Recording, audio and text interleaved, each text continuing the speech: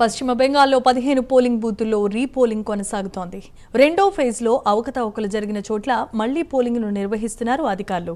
మధ్యాహ్నం 1 గంట వరకు మహారాఘాట్ వెస్ట్లో 56.33%, డైమండ్ హార్బర్లో 54.9% పోలింగ్ నమోదైంది. ఈ నెల 4న బెంగాల్లో ఎన్నికల కౌంటింగ్ నిర్వహిస్తారు. సాయంత్రం 4 గంటలకు కౌంటింగ్ ఏజెంట్లతో వర్చువల్గా సీఎం మమతా బెనర్జీ సమావేశం కాబోతున్నారు. ఇదే అంశానికి సంబంధించిన మరిన్ని వివరాలు మా నేషనల్ బ్యూరో చీఫ్ కళ అందించడానికి సిద్ధంగా ఉన్నారు. కళ, దాదాపు పశ్చిమ బెంగాల్కి సంబంధించినటువంటి రీపోలింగ్ సంబంధించింది ఉదయం నుంచి కూడా 7 గంటల నుంచి కూడా దీనికి సంబంధించినటువంటి 15 బూతులు దాదాపు మనకు కీలకంగా ఉండేటటువంటి ప్రాంతాలు గత 29వ తేదీన జరిగినటువంటి పోలింగ్ ప్రక్రియలో జరిగినటువంటి ఈవీఎంల అంటే అవకతవకలపై కూడా నిరసనలు వెల్లువెత్తినటువంటి సమయంలో ఈరోజు ఉదయం నుంచి కూడా పోలింగ్ ప్రక్రియ కొనసాగుతుంది. దాదాపు మనకి ఇప్పటి వరకు కూడా మగ్రహాటు 56.33%గా నమోదైంది. డైమండ్ హార్బర్ 54.9%గా కూడా నమోదైనటువంటిది ఎలక్షన్ కమిషన్ అధికారికంగా కూడా ప్రకటించింది.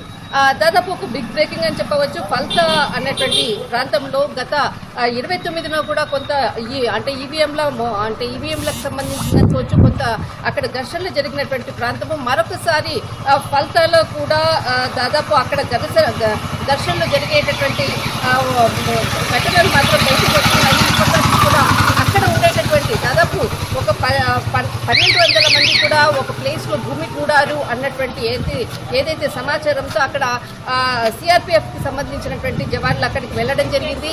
అక్కడ అంటే పోలింగ్ ప్రక్రియ దగ్గర కూడా టీఎంసీకి సంబంధించినటువంటి నాయకులు మమ్మల్ని అంటే అక్కడ గొడవ పడుతున్నారు అన్నటువంటి కొంతమంది మహిళలు అటు ఎలక్షన్ కమిషన్కు ఉండేటటువంటి అధికారికి కూడా ఫిర్యాదు చేయడం జరిగింది. దీనిపై అక్కడ సిఆర్పిఎఫ్ తర్వాత కొంతమంది పోలీసులందరూ కూడా అక్కడ ఉండేటటువంటి వాళ్ళను కొంత ఉద్రిక్తత పరిస్థితి అక్కడి నుంచి వాళ్ళని వెళ్ళగొట్టేటటువంటి ప్రయత్నం చేస్తున్నారు. ఫలితాలు బిగ్ బ్రేకింగ్ అని చెప్పవచ్చు.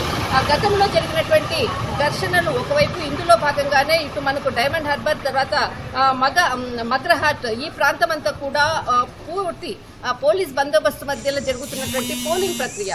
కానీ ఇప్పుడు ఫలితాల్లో జరుగుతున్నటువంటి అక్కడ కొంత అల్లర్లు అనుకోవచ్చు. తర్వాత అక్కడ కొంతమంది మహిళలపై టీఎంసీకి సంబంధించినటువంటి నాయకులు కొంతమంది కార్యకర్తలు దాడులు చేస్తున్నారు అన్నటువంటిది చాలా కీలకంగా ఇది ఒక బిగ్ బ్రేకింగ్ అని చెప్పవచ్చు. కానీ ఇప్పటి వరకు కూడా అంటే గతంలో జరిగినటువంటి పోలింగ్ కన్నా కూడా కొంత అంటే మధ్యాహ్నం ఇప్పటి వరకు కూడా దాదాపు 54.9%గా మనకు డైమండ్ హార్బర్ చాలా కీలకమైనటువంటి ప్లేసు. మమతా బెనర్జీకి అల్లుడు అంటే ఇక్కడ ఏదైతే అభిషేక్ బెనర్జీ పోటీ చేసినటువంటి ప్లేస్ ఇదంతా కూడా చాలా కీలకమైనటువంటి చాలా సున్నితమైనటువంటి ప్లేసెస్.